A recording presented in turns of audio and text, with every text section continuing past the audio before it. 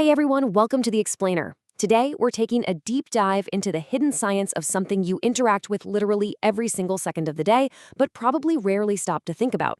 We're talking about everyday textiles.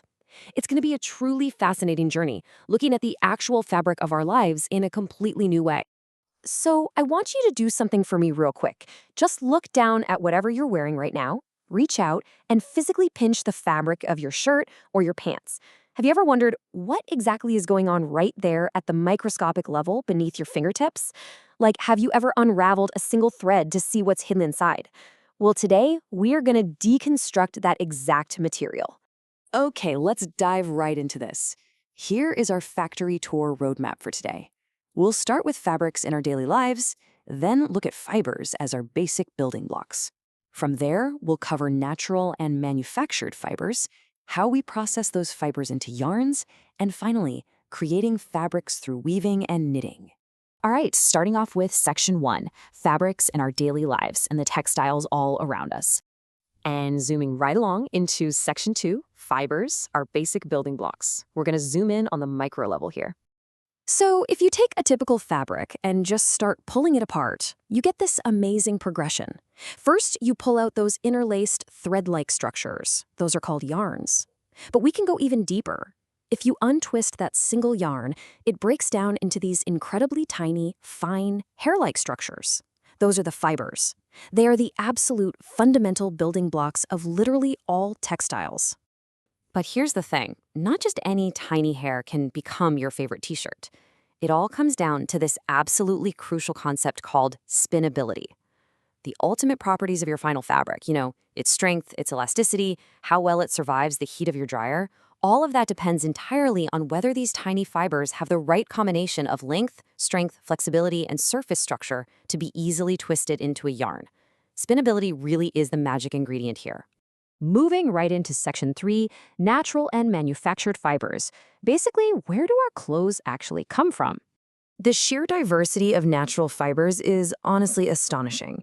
You've got your cellulosic fibers coming from plants. And we're not just talking about cotton from seeds here, but incredible sources like pineapple leaves or coconut husks. Then you have protein fibers coming from animals. Think sheep's hair for wool, or, and this is always wild to think about, the protein secretion of an insect to make silk. We even have mineral fibers, like naturally occurring asbestos. Nature has given us a truly massive menu of textures. But of course, humans weren't satisfied just harvesting from nature, right? We wanted to create our own. And it turns out the whole idea of manufactured fibers actually kicked off because people desperately wanted to artificially replicate silk. The thought process was kind of wild. A silkworm digests mulberry leaves and spews a liquid through two tiny holes, which then solidifies into silk. So early inventors basically said, well, why can't we just do that? And so we invented the spinneret. It's essentially a nozzle with tiny holes. We dissolve raw materials into a liquid spinning solution, force it through these holes, and as it hits the air or a chemical bath, it hardens into continuous filaments, like rayon or nylon. We literally built a mechanical silkworm. Okay, Section 4, processing fibers into yarns. This is where the assembly line really begins. Fun fact for you. Historically, spinning fine yarn required such nimble fingers that young, unmarried women usually did it. And that is actually exactly where the term spinster comes from. But today, we break the modern factory floor down into 4 systematic steps. First up is cleaning, getting rid of all the twigs, seeds, and dirt. Second is making a sliver, which involves carding and combing. You can think of this exactly like brushing heavily tangled morning hair until all the strands lay perfectly straight and parallel. Third is attenuating. That's drawing out these thick ropes of straight fibers to make them thinner and longer. And finally, spinning, where we give the strand a deliberate twist to lock the whole shebang into its final shape. It is so fascinating to watch this physical progression happen in real time. We start with a raw, fluffy cotton pod straight from the plant. Then it's cleaned and combed into this neatly aligned mass. And finally, it's drawn out and twisted into a uniform, continuous, and super strong yarn. It is literally organized chaos turning into perfect structure. Now, if you've ever stared at a spool of thread and wondered what all those numbers mean, here's the secret. Higher numbers actually mean a finer, thinner yarn. Then you've got the twist. The amount of twist per inch completely dictates the texture of the fabric. Actually, reach down and feel the denim of your jeans again right now. That stiff, ridged feeling, that's the direct result of a very high twist yarn. Low twist, on the other hand, gives you those much softer, shinier fabrics. Oh, and real quick, the difference between yarn and thread. Yarn is woven together to make the fabric itself, whereas thread is what you use to actually sew those pieces of fabric together. Finally, Section 5, creating fabrics through weaving and knitting. We are zooming back out to the macro world. So the two absolute titans of fabric construction are weaving and knitting, and they rely on completely different mechanical principles.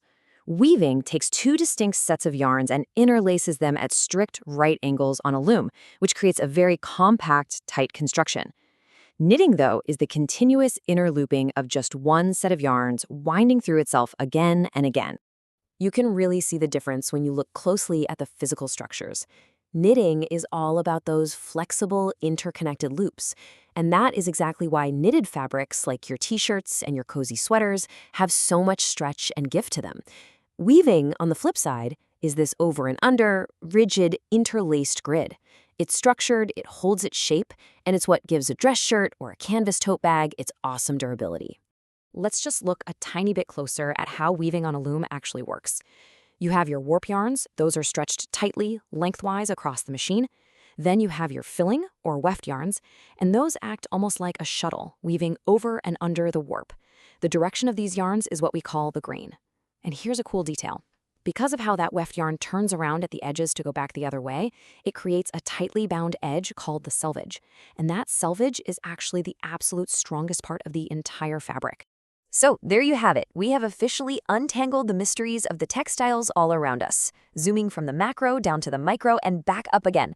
The next time you throw on a cozy sweater or buy a crisp new shirt, just take a second to look really closely at the fabric. Are you going to see the loops, the interlaced grids, the tiny, perfectly twisted fibers born from a simple seed, or maybe a brilliant human invention?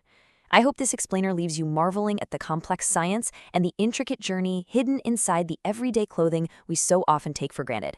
Thanks so much for joining me today. Keep learning and keep looking closer.